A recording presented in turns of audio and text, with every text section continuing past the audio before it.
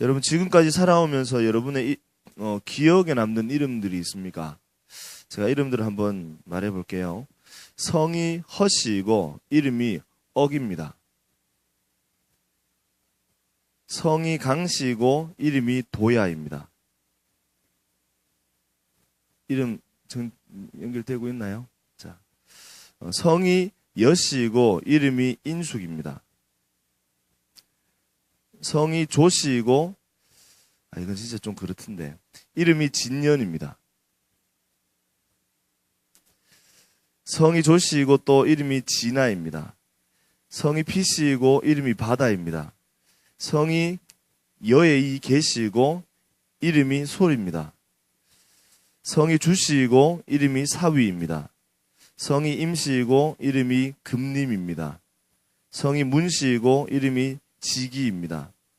성이 나씨이고 이름이 관객입니다. 성이 배씨이고 이름이 사공입니다. 성이 선씨이고 이름이 택중입니다.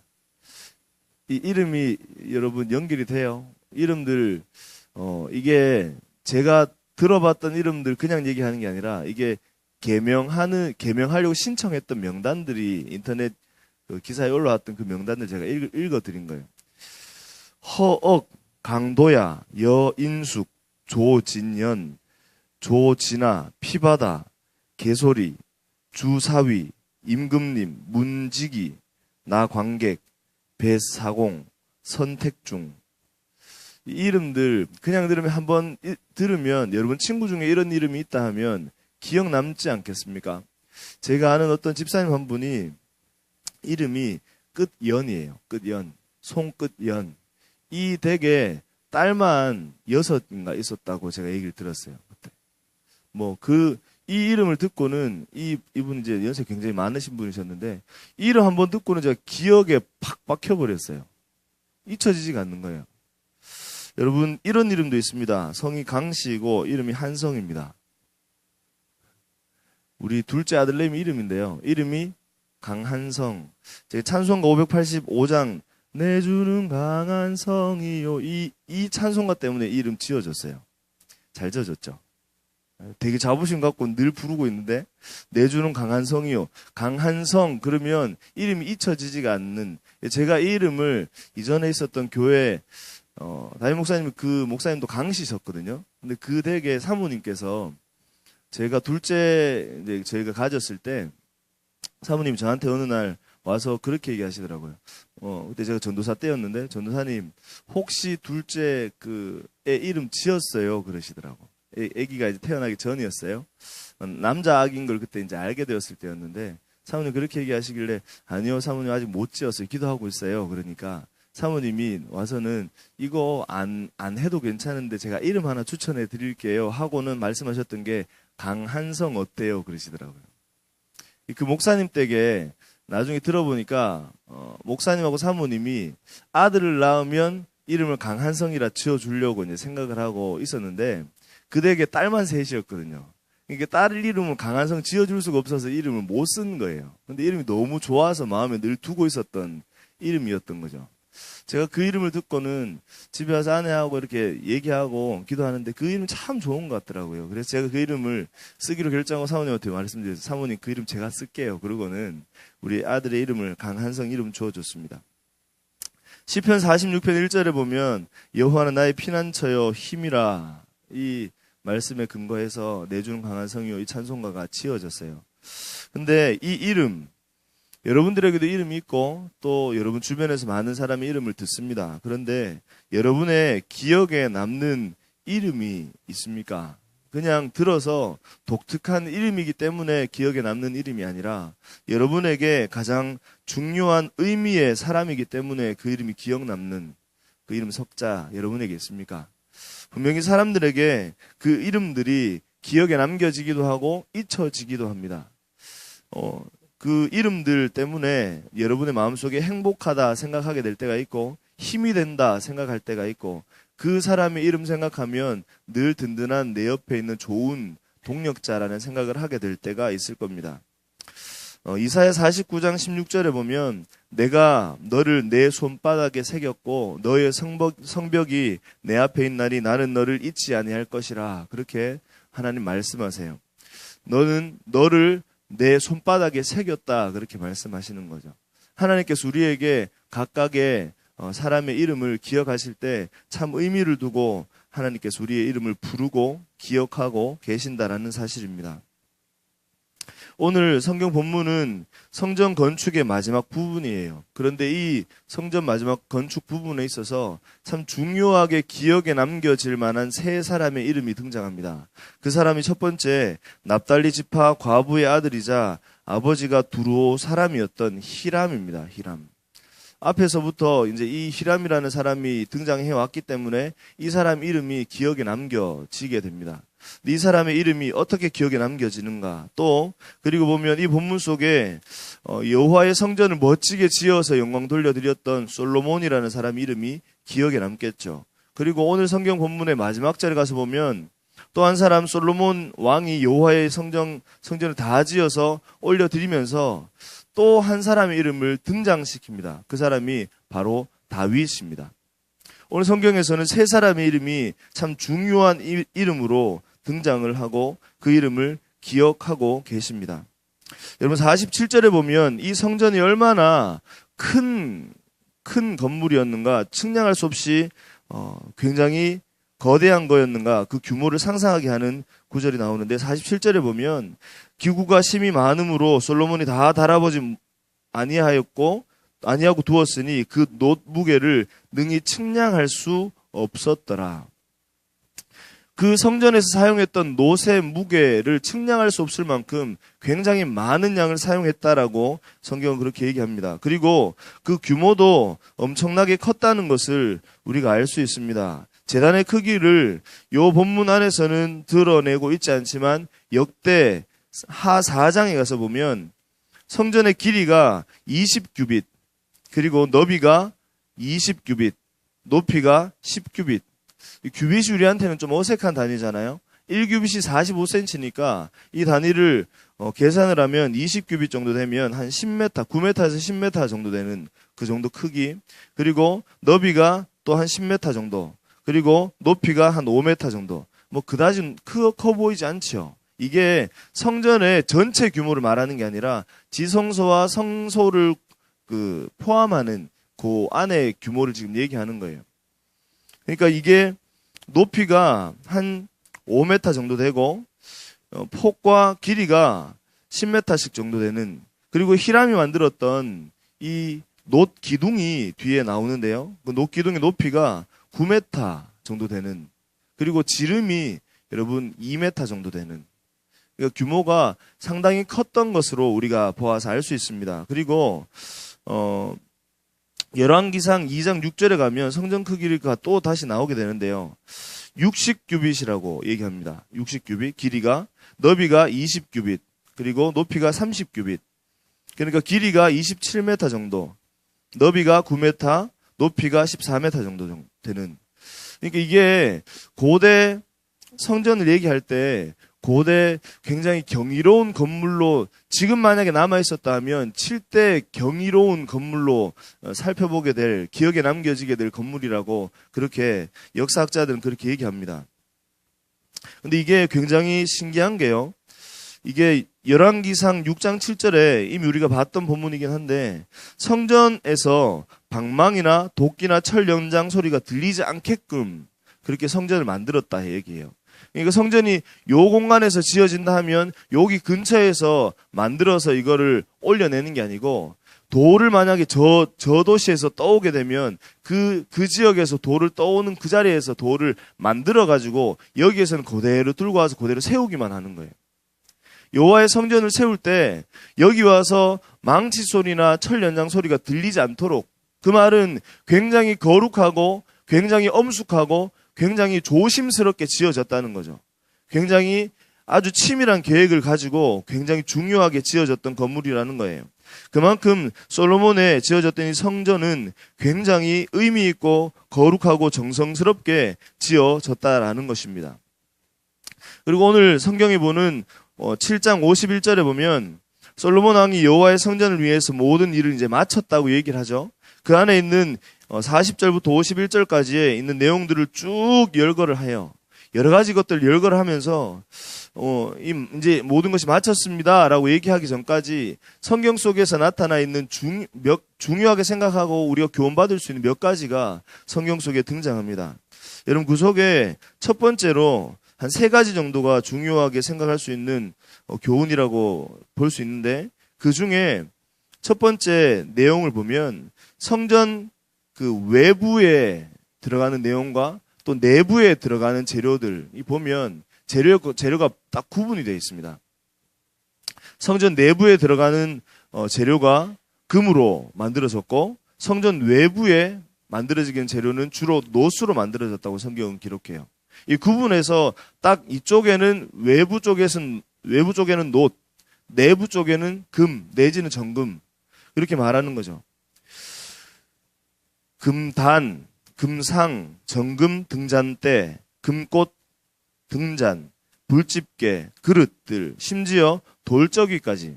여러분, 돌적이는 문이 열리고 닫히는 그 경첩 있죠, 경첩. 이게 관절 부분. 그 관절 부분에 들어가는 못 같은 거하고 그 모든 것들이 성전 내부의 것들은 금으로 만들었다고 성경은 기록을 해요.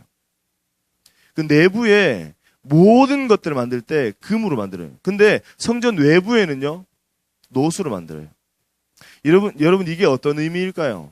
성전 외부와 내부를 구분해서 중요하게 쓰여지는 그 재료들이 이거는 노시고 이거는 금, 그럴 수 있지 생각을 하나요? 여러분, 하나님께서 성전을 짓게 하시고 솔로몬의 성전이 또 지어지게 될 때 중요하게 생각했던 것은 내부, 하나님의 성전 임재하시는 그 지성소와 그 성소 내부가 더 귀한 재료로 쓰여졌다는 거죠. 더 중요하게 다루어졌다는 겁니다. 그러니까 겉보다 내면이 더 중요하다는 것을 하나님께서 우리에게 또 가르쳐 주시는 겁니다. 우리 인생도 마찬가지예요. 하나님을 믿는 우리 하나님의 백성도 성도들도 우리가 외모가 어떠한가 보다 우리 내면이 더 중요하다는 것을 이를 통해서 또 살펴볼 수 있습니다. 여러분의 외모 그리고 여러분의 내면, 여러분은 어떤 것을 더 중요하게 생각합니까? 신앙생활을 하는 성도인 우리가 어떤 것에 대해서 더 집중을 하고 예배할 때에도 어떤 것에 대해서 더 많이 고민해야 할까요? 오늘 처음에 찬양을 시작할 때 찬양의 열기 모두 끝나고 주 앞에 나와서 이 찬양을 드릴 때 여러분 어떤 것을 생각해 볼 수 있을까요? 이 찬양을 앞에 먼저 드리는데 그 상황을 생각해 보게 됐어요.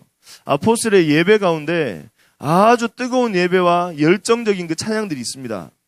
그곳에 감동스러운 그 멜로디와 악기들이 연주가 되고 찬양을 드릴 때 뜨거운 고백들이 거기에서 터져 나옵니다.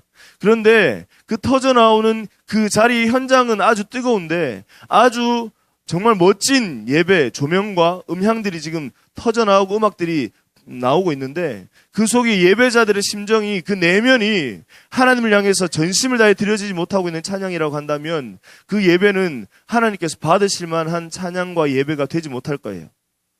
하나님께서 받으실 만한 것은 언제나 그 내면이 아름다운 것이었어요. 그 외모가 어떠함보다 그 내면이 어떠한가, 우리 예배자의 심정이, 그 마음이 어떠한가, 그것을 하나님께서는 늘 더 중요하게 생각을 하신다는 거죠. 우리나라 사람들이 가지고 있는 특유의 허영이 있습니다. 우리나라 사람들이 가지고 있는 특유의 그 겉모습을 중요하게 생각하는 그 마음들이 있습니다. 명품을 좋아하는 것, 그리고 특별히 외제를 좋아하는 것, 국산보단 외제를 들고 있으면 어딘가 모르게 좀 더 좋아 보이는 듯한, 그리고 실용적이고 가격 대비 좋은 것, 이런 거 찾는 것보다 간지나는 것, 또 그리고 폼 나는 것, 이건 누구나 가지고 있는 것들이겠지만 우리나라 사람들에게 가지고 있는 어쩌면 참 연약한 부분들이 아닐까라는 생각을 하게 됩니다. 여러분, 건물을 짓게 될 때 기초공사가 어떠한가는 드러나지 않습니다. 건물을 지을 때 땅을 얼마나 깊이 파는가, 얼마나 견고한 기초공사를 하는가는 별로 중요하게 별로 드러나지 않습니다. 그런데 건물을 높이 지어 올리고 아주 멋지게 건물을 만들고 난 다음에 기초공사가 눈에 보이지 않지만 그때 제대로 기초공사가 되어 있지 않으면 그 건물은 언젠가 반드시 무너질 수밖에 없고 하자가 생겨서 위험을 고할 수밖에 없는 거 우리가 잘 알고 있지 않습니까? 우리 내면에, 우리 속에, 우리 하나님을 향해서 드리는 그 마음, 그 내면이 참 중요하고 하나님의 관심은 언제나 내면에 향해 있습니다. 그런데 우리의 관심은 늘 외모 쪽으로 더 많이 나아가고 있다는 걸 우리가 생각을 해야 한다는 것이죠. 그리고 또 한 가지 얻을 수 있는 교훈은 하나님께 기억에 남겨지는 인물이 세 사람 등장했다고 여러분께 말씀드렸습니다. 그 첫 번째 사람이 히람이라고 하는 사람이었습니다. 이 사람은 납달리 지파의 과부의 아들이었어요. 그 말은요, 그 당시에 인정받고 아주 권력의 중심으로 나아가거나 어떤 탁월함을 말할 수 있는 그 자리에 하자가 있고 어디엔가 모르게 불편함이 있었던 사람이라는 거예요. 과부의 아들. 그런데 더군다나 거기에 아버지가 두로 사람이에요. 이 사람은 그러니까 유대인의 중심에 들어가서 무언가를 이름을 드러내고 탁월함을 말하기에 사실 참 어려운 사람일 수 있었던 그런 인물이었습니다. 그런데 이 사람이 하나님께서 가장 귀히 여기시고 성전 건물로 지어진 그 첫 번째 아주 영광스럽게 지어진 그 솔로몬 성전의 가장 핵심 부분에 들어가서 하나님께 쓰임을 얻었던 사람이라는 거예요. 근데 여러분, 이 사람이 하나님께 기억에 남고 탁월하게 쓰임을 얻을 수 있었던 이유가 성경에 두 가지가 나와요. 첫 번째는 이 사람이 아주 탁월한 전문성을 가지고 있었다는 것. 이 사람은 놋대장장이로서 그 할 수 있는 역할이 아주 탁월한 사람이었어요. 또 한 가지는요, 이 성전이 건축되기까지 7년 반이라는 그런 시간이 걸립니다.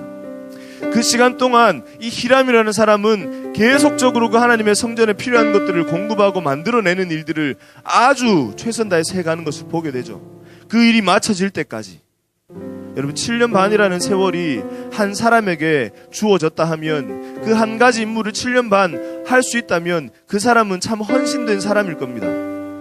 한 가지 일에 집중할 수 있는 헌신도가 있었던 사람이었을 겁니다.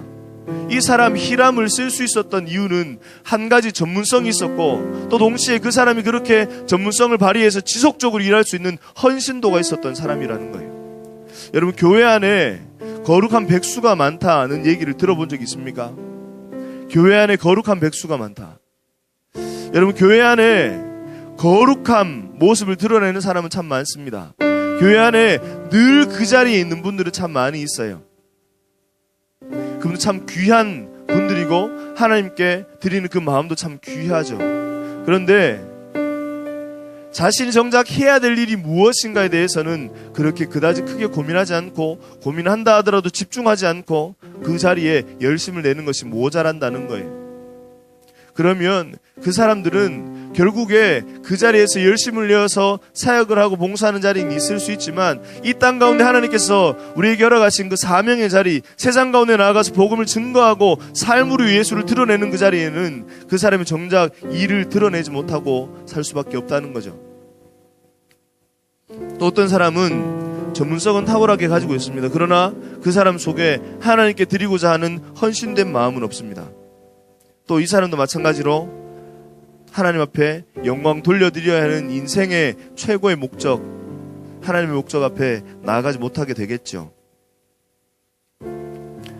이 자리에 있는 여러분 모두는 히람처럼 전문성과 헌신도가 여러분에게 있는 그런 사람으로 준비되고 세워질 수 있길 바라요. 우리의 모습이 어떠하든지 상관없이 우리의 탁월함을 얘기하는 것이 아니라 우리가 가지고 있는 맡겨진 일들에 대해서 최선을 다하는 그 귀한 마음이 우리 가운데 필요하다는 것이죠.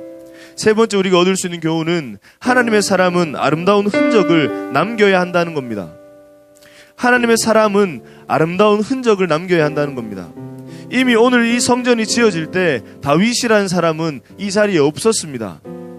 그런데 성경은 다윗의 이름을 기억해요. 다윗이라는 이름을 성경은 기억하고 다윗이라는 이름을 언급해줘요. 이 말은 성경이 언급하고 있다는 것은 하나님의 기억 속에 또 그 성전을 건축할 그때 아름다운 흔적으로 남겨지고 있다는 것을 말해주고 있는 것입니다. 오늘 성경 본문 마지막 절 51절을 보면 솔로몬 왕이 여호와의 성전을 위하여 만드는 모든 일을 마치는지라. 이에 솔로몬이 그의 아버지 다윗이 드린 물건 곧 은과 금과 기구들을 가져다가 여호와의 성전 곳간에 두었더라. 다윗은 성전 건축의 뜻을 이루지 못했습니다. 성전의 마지막 건축되는 그 아름다운 모습을 보지는 못했어요. 그 열매를 거두지는 못했습니다. 그러나 다윗이 그 결과물을 보지는 못했지만 그 헌신과 섬김을 인하여서 그 성전이 하나님께 영광스럽게 지어서 올려드려졌다라는 것이죠. 다윗은 그의 죽음 이후에 그에게 남겨진 그 흔적을 통해서 하나님께 또 영광을 올려드립니다. 여러분은 장차 나중에 여러분의 이름이 어떤 흔적으로 남겨지길 원하십니까? 여러분을 통해서 여러분을 기억하는 사람들이 여러분을 어떻게 기억하고 여러분을 통해서 어떤 마음을 품기 원하십니까? 아니, 그보다 하나님께서 여러분의 이름을 시간이 지나고 이 땅 가운데 남겨지게 된 여러분의 이름을 하나님께서 어떻게 기억해 주시길 여러분 바라십니까? 하나님께서 여러분의 이름을 기억하셔서 이 땅에 있는 여러분의 주변의 사람들이 하나님의 사람으로 하나님께 영광 돌려드리는 멋진 사람으로 여러분의 이름을 기억하게 될 수 있길 바라요. 그 자리에 여러분의 이름 석자가 남겨지게 되고 그 이름 석자가 남겨지는 그 의미가 어떤 것인지 여러분의 이름을 통해서 하나님께서 또한 영광 받으실 수 있도록 그렇게 오늘도 하나님 앞에 그리고 이 땅 가운데 수많은 사람들 앞에 부끄럽지 않게 헌신된 모습으로 또 아름다운 모습으로 그렇게 살아가게 되는 복된 저와 여러분의 삶이 될 수 있기를 주님의 이름으로 축원합니다. 같이 한번 이 시간 기도할까요? 여러분, 오늘 성경 속에 기억된 이름이 3명 등장했습니다. 그 3사람 기억된 이름을 보면서 여러분 어떤 생각을 하게 되십니까? 히람이라는 사람의 이름, 솔로몬의 이름, 다윗의 그 이름.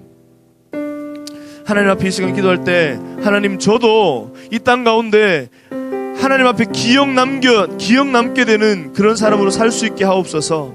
그리고 내 주변에 있는 사람들에게 의미 있는 사람으로 남겨지게 되어서 그들에게 하나님의 선한 영향을 흘러보낼 수 있는 그런 사람으로 살게 하옵소서. 이런 제목들을 두고 같이 한번 이 시간 기도함으로 나아가시겠습니다. 기도합니다.